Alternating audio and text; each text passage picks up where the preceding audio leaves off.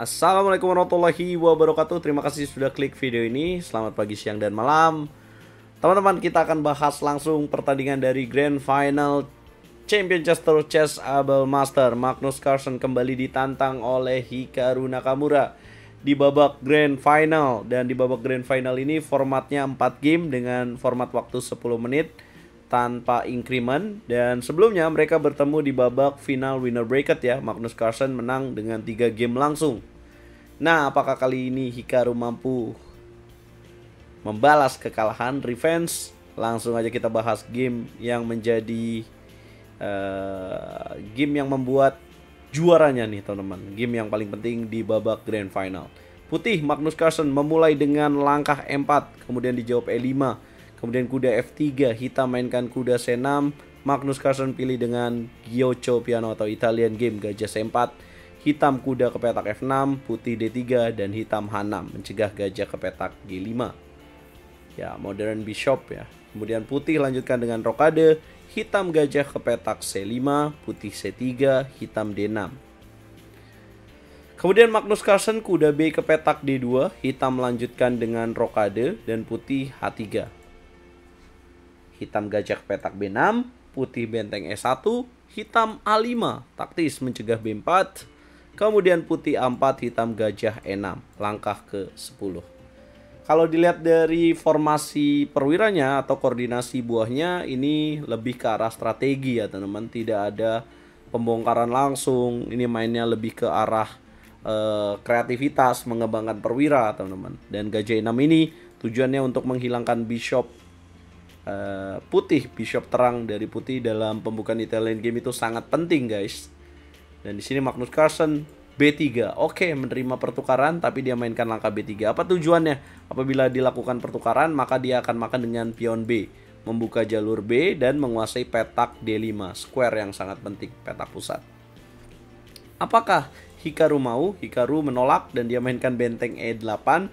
Kemudian Magnus Carlsen gajah ke petak B5, hitam gajah D7, dan Magnus Carlsen mainkan kuda C4, ancaman pada bishop di petak B6.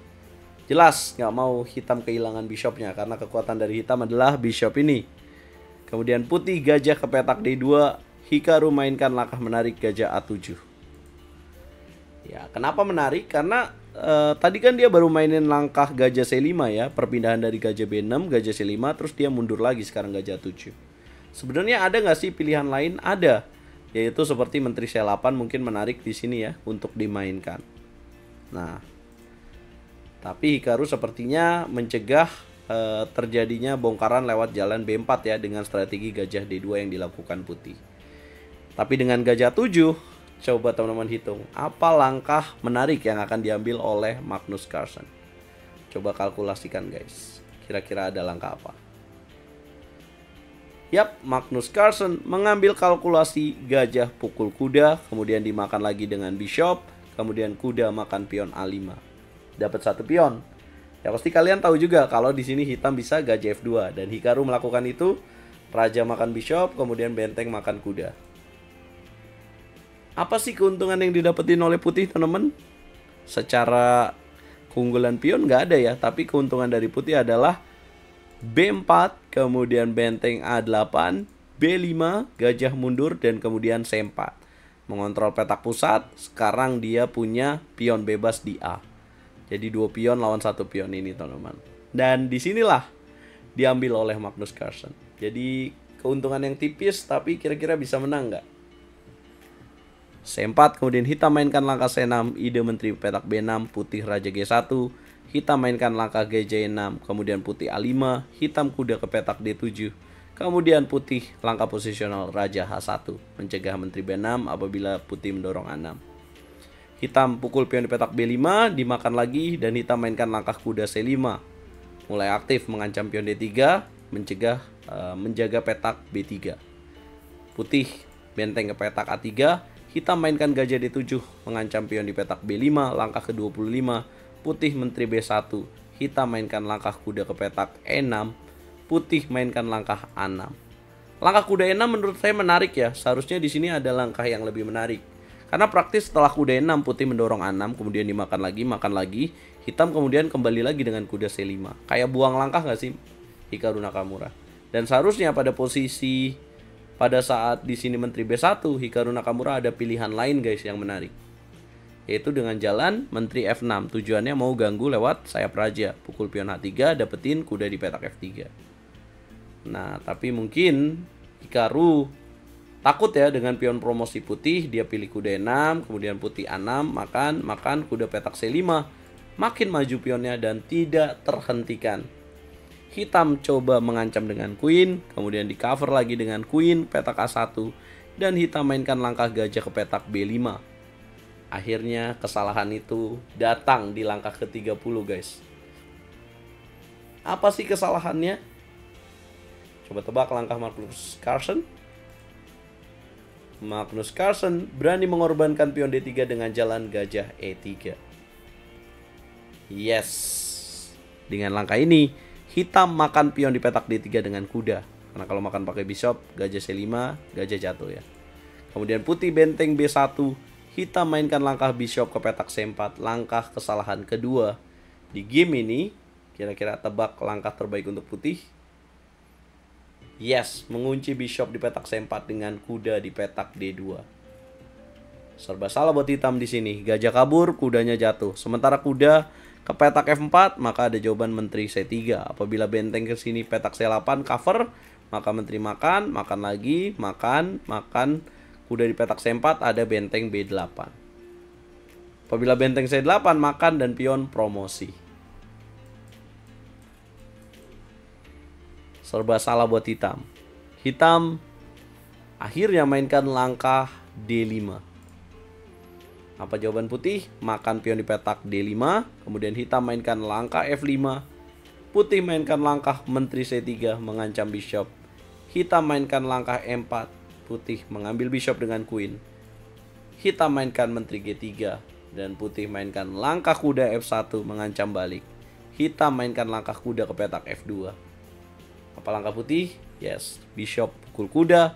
Hitam mengambil benteng. Dan putih mainkan langkah D6 skak. Raja ke petak H7. Kira-kira apa langkah lanjutan terbaik untuk putih? Yes, Menteri D5. Sisa 20 detik.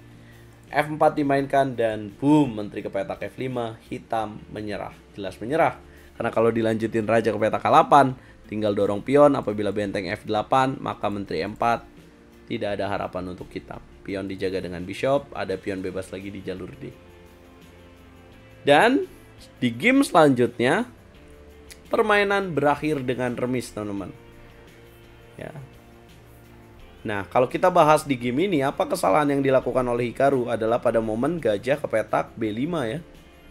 Apakah bisa diperbaiki selain gajah ke petak B5? Ada yang lebih bagus. Di sini memang sudah unggul putih ya.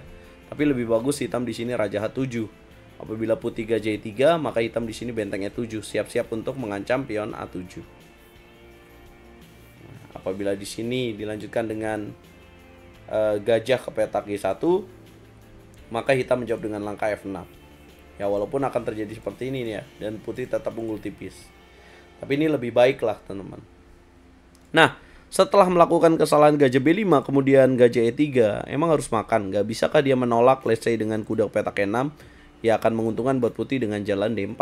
Karena kalau dimakan, makan lagi kemudian gajah mundur, ada langkah kuda F5.